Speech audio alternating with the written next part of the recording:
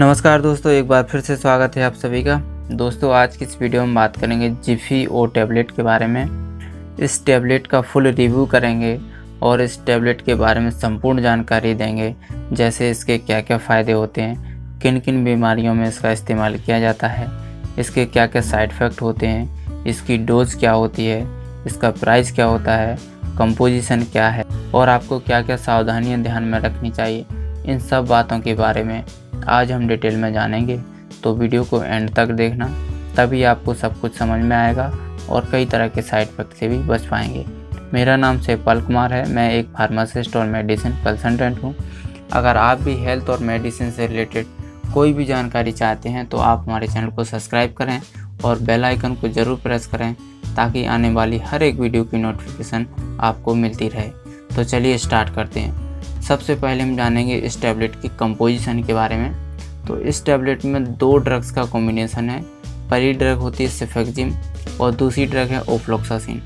ये दोनों ड्रग्स के कॉम्बिनेशन में ये टैबलेट आती है मार्केट में। सेफेक्जिम जो होती है 200 mg में होती है और ओफ्लॉक्सासिन भी 200 mg में होती है।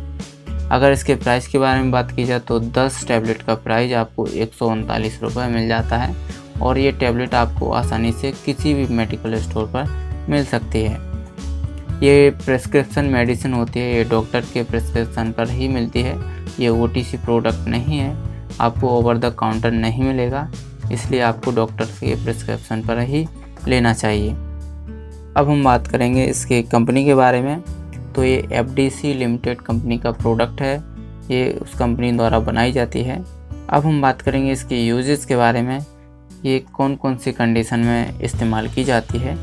यह टैबलेट एक एंटीबायोटिक मेडिसिन है जो कई तरह के बैक्टीरियल इन्फेक्शन को ठीक करती है, जैसे त्वचा का इन्फेक्शन, फोड़ा फुंसी का इन्फेक्शन, या स्किन में कोई घाव बन जाता है या चोट लगने के कारण जो घाव बन जाते हैं उनको ये ठीक करती है।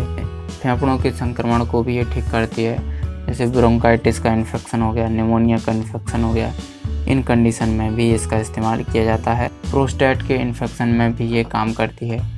UTI इन्फेक्शन यानी किडनी और ब्लैडर से संबंधित अगर कोई संक्रमण होता है तो उसको भी ये ठीक करती है। गोनोरिया के संक्रमण को ठीक करती है। गोनोरिया एक सेक्सुअल ट्रांसमिटेड डिजीज होती है, तो उसके ट्रीटमेंट में भी इस टैबलेट का यूज़ किया जाता है। नाक कान गले के संक्रमण में भी इसका इस्तेमाल किया जाता है।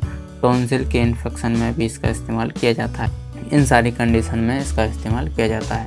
अब हम बात करें इसकी डोजेस के बारे में। तो डोजेस के लिए आपको डॉक्टर से कंसल्ट करना चाहिए, क्योंकि मरीज़ की कंडीशन को देखकर इसकी डोज डिसाइड की जाती है। जैसे मरीज़ की उम्र क्या है, मरीज़ का वजन क्या है, मरीज़ की पुरानी मेडिकल हिस्ट्री क्या है, इन सारी कंडीशंस को चेक करने के बाद डोज फिक्स की जाती है। इसलिए आपको डॉक्टर से कंसल्ट करना चाहिए। अब हम बात करेंगे इसके साइड इफ़ेक्ट के बारे में। तो इसके कुछ कॉमन साइड इफ़ेक्ट हो सकते हैं, जैसे स्टोमक पेन यानी पेट में दर्द होना, डायरिया होना यानी दस्त लगना, गहरे रंग की पेशाब आना, वीकनेस होना यानी कमजोरी होना, इंडाइजेशन होना यानी अपच होना, नोजिया वोमिटिंग होना, इस प्रकार के साइड इफ़ेक्ट देखने को मिल सकते हैं। अब हम बात करेंगे इसकी प्रिकॉशंस के बारे में, आपको क्या क्या सावधानी ध्यान में रखनी चाहिए। इस दवा को लेने से पहले आपको डॉक्टर से कंसल्ट करना चाहिए। अगर आपको इस टैबलेट से एलर्जी होती है तो आपको तुरंत स्टॉप कर देना चाहिए और डॉक्टर से कंसल्ट करना चाहिए। और डॉक्टर ने जितने दिनों के लिए बोला है, आपको 1 महीने बोला है, 10 दिन बोला है, 15 दिन बोला है, 1 हफ्ते बोला है, जितने भी दिन आपको डॉक्टर ने बोला है उतने ही दिन इसका इस्तेमाल करना चाहिए। उससे ना कम दिन तक यूज़ करना चाहिए, ना उससे ज़्यादा दिन तक यूज़ करना चाहिए, क्योंकि अगर आप कम दिन तक यूज़ करते हैं तो बैक्टीरिया में रेजिस्टेंस आ जाएगा। इसलिए वही दवा उस बैक्टीरियल इन्फेक्शन को ठीक नहीं कर पाएगी, वो बैक्टीरिया आसानी से नहीं मरेगा और आपका जो इन्फेक्शन होता है वो कॉम्प्लिकेटेड होता चला जाएगा। इसलिए आपको जितनी डोज डॉक्टर ने प्रिस्क्राइब की है उतनी ही डोज में लेना चाहिए और आपको ज़्यादा दिन तक इसका इस्तेमाल नहीं करना चाहिए, क्योंकि इससे भी आपको साइड इफ़ेक्ट हो सकते हैं, कई तरह की प्रॉब्लम हो सकती हैं। इसका भी आपको विशेष ध्यान रखना चाहिए। नेक्स्ट है प्रेगनेंसी में और ब्रेस्ट फीडिंग में आपको डॉक्टर की सलाह से ही इसका इस्तेमाल करना चाहिए। लीवर और किडनी पर इसका असर हो सकता है, इसलिए आपको डॉक्टर की सलाह से ही इसका इस्तेमाल करना चाहिए। इस दवा का इस्तेमाल कॉमन कोल्ड और फ्लू में नहीं करना चाहिए, क्योंकि ये केवल बैक्टीरियल इन्फेक्शन को ठीक कर सकती है, इसलिए इसका भी आपको विशेष ध्यान रखना चाहिए। तो उम्मीद करता हूँ आपको ये जानकारी पसंद आई होगी।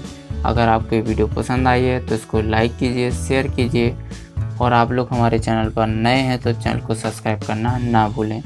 मैं मिलूँगा आपसे नेक्स्ट वीडियो में, तब तक के लिए नमस्कार।